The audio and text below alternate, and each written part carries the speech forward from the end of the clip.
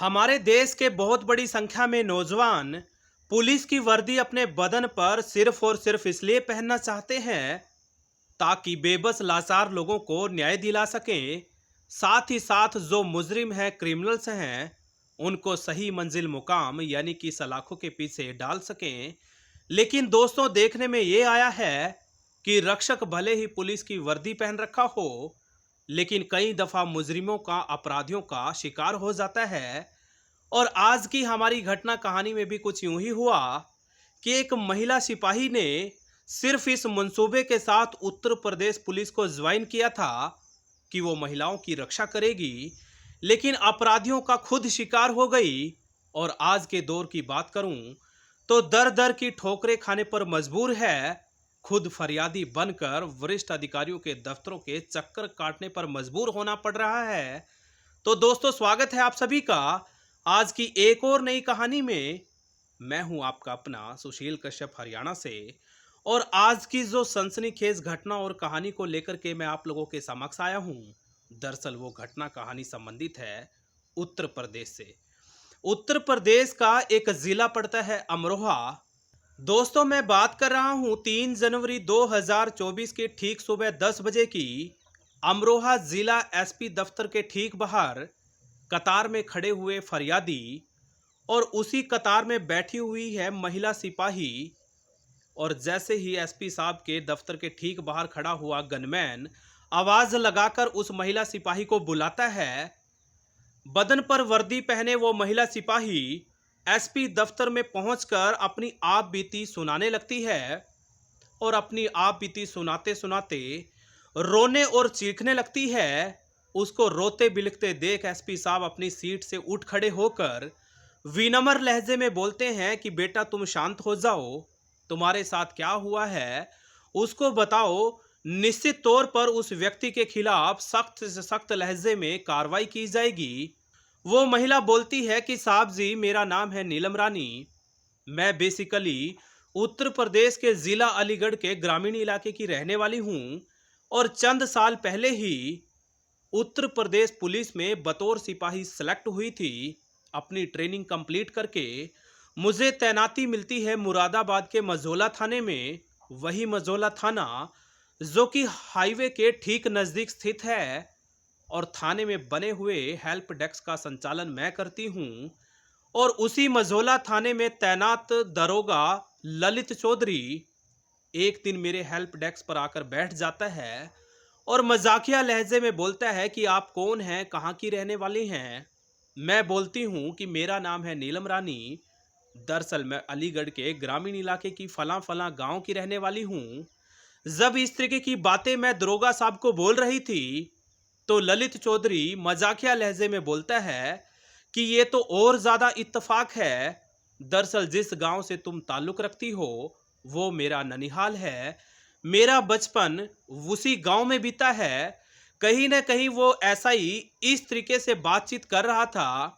मुझे भी अपनेपन का एहसास होने लगा। आगे चलकर महिला सिपाही को लेकर तरह तरह की बातें वो करने लगता है।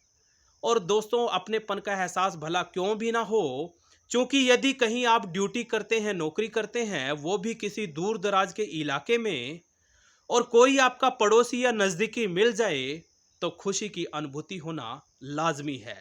लेकिन आपको ये भी जोड़ता चलूं कि जो महिला सिपाही है वो अविवाहित तो थी ही थी, साथ ही साथ दिखने और देखने में बेहद ज्यादा खूबसूरत बताई जा रही है कि कोई भी व्यक्ति उसकी ओर आकर्षित हो सकता है, कोई भी व्यक्ति उसकी ओर खींचा चला जाएगा। वो दरोगा कहीं ना कहीं आए दिन प्रतिदिन उसके साथ नजदीकियां बढ़ाने लगता है।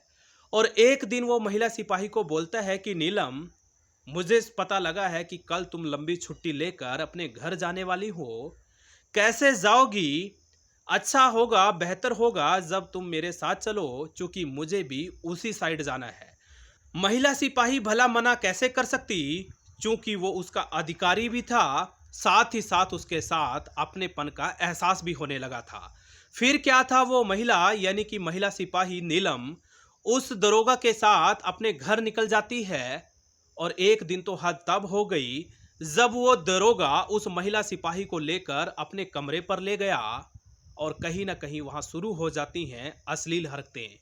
महिला सिपाही उसका विरोध तो करना चाहती थी, लेकिन विरोध भला कैसे कर पाती। कहीं ना कहीं शारीरिक संबंध बनने का क्रम शुरू हो जाता है। जोर जबरदस्ती उस दिन उसके साथ शारीरिक संबंध बनाने जैसे जघन्य अपराध को अंजाम दे दिया गया था। और अब शारीरिक संबंध बनाने का एक क्रम लगातार होने लगा, हर दिन प्रतिदिन। लेकिन वो महिला सिपाही चाहकर भी विरोध नहीं कर पाई। आखिरकार उस पूरी घटना कहानी का खुलासा तब हुआ जब महिला सिपाही फोन करके दरोगा साहब को सूचना देती है कि मेरे पेट में दरअसल दर्द हो रहा है। वही दरोगा ललित चौधरी महिला सिपाही को लेकर नजदीकी हॉस्पिटल पहुंच जाता है। डॉक्टर्स की टीम स्पष्ट लहजे में बोल चुकी थी कि महिला सिपाही दरअसल मां बनने वाली है। ललित चौधरी उस महिला सिपाही को स्पष्ट लहजे में बोलता है कि उसका गर्भपात करा दें, यानी कि उसको बच्चा नहीं चाहिए। कहीं न कहीं महिला सिपाही का तमाम दवाओं के माध्यम से गर्भपात करा दिया जाता है। कुछ दिन तो सब कुछ शांत हो गया, लेकिन चंद दिनों बाद फिर से उस महिला सिपाही के साथ शारीरिक शोषण का वो क्रम जारी हो जाता है। कई महीनों के बीतने के बाद एक बार फिर वही महिला सिपाही नीलम रानी फिर से गर्भवती हो जाती है, लेकिन दरोगा साहब के कहने पर जोर जबरदस्ती से उसका गर्भपात करा दिया जाता है। एक बार नहीं, लगातार 3 बार महिला सिपाही का गर्भपात करा दिया जाता है। कहीं न कहीं वो महिला सिपाही परेशान निराश तो हो ही चुकी थी, साथ ही साथ शारीरिक और मानसिक तौर पर भी अपने आप को कमजोर महसूस करने लगी थी। और एक दिन महिला सिपाही लंबी छुट्टी लेकर अलीगढ़ के अपने गांव में गई हुई थी।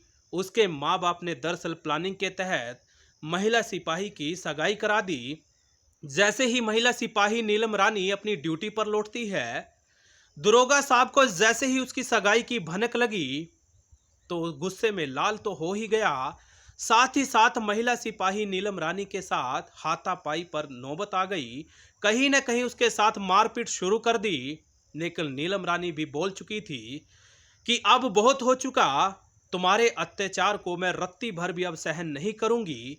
जब इस तरीके की बातें नीलम कर रही थी तो दरोगा साहब भी स्पष्ट लहजे में बोल देते हैं कि खबरदार, रत्ती भर भी होशियारी दिखाई तो सारी होशियारी धरी की धरी रह जाएगी।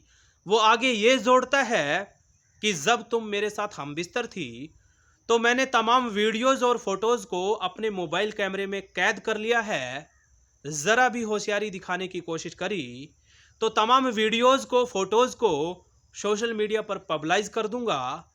कहीं ना कहीं तुम्हारी अच्छी खासी नौकरी पर भी संकट मंडरा सकते हैं। साथ ही साथ तुम्हारी इज्जत आबरू को मिट्टी में मिलने में रत्ती भर का भी समय नहीं लगेगा। और वो महिला बोल देती है कि अब जो करना है तुम करो, जो मेरा मन करेगा मैं करूंगी। तमाम लोगों की सहयोग सपोर्ट से वो महिला सिपाही दरोगा की शिकायत लेकर अमरोहा के पुलिस कप्तान के दफ्तर पहुंच जाती है। एसपी साहब को रोते बिलखते अपने साथ हुई जोर जाती को वो सुनाती है। एसपी साहब भी सख्त लहजे में तमाम संबंधित अधिकारियों को ये आदेश और फरमान जारी करते हैं। कहीं ना कहीं तेज तरार अफसरों की एक टीम का गठन कर दिया जाता है। संजीदगी और तत्परता से तमाम मामले की गंभीरता से जांच को शुरू कर दिया गया है। लेकिन दोस्तों, जैसे ही ये घटना कहानी सोशल मीडिया के माध्यम से देश दुनिया में बैठे हुए लोगों तक पहुंची तो लगातार लोगों की प्रतिक्रियाओं का दौर तो शुरू हो ही चुका है। खास तौर पर पुलिस विभाग में तैनात कर्मचारी अधिकारी उस संलिप्त दरोगा को लेकर बयानबाजी दे रहे हैं। जगह जगह उस दरोगा की थू थू हो रही है। साथियों, लोगों का तो यहां तक कहना है कि उस पुलिस अधिकारी को तुरंत प्रभाव से बर्खास्त कर देना चाहिए। इस पूरी घटना कहानी में आने वाले समय में क्या सामने आएगा, ये तो जांच का विषय है। बहरहाल इस पूरी घटना कहानी ने खूब ज्यादा सुर्खियां बटोर ली है। ये थी आज की हमारी घटना कहानी। आप लोगों को कैसी लगी जरूर बताइए।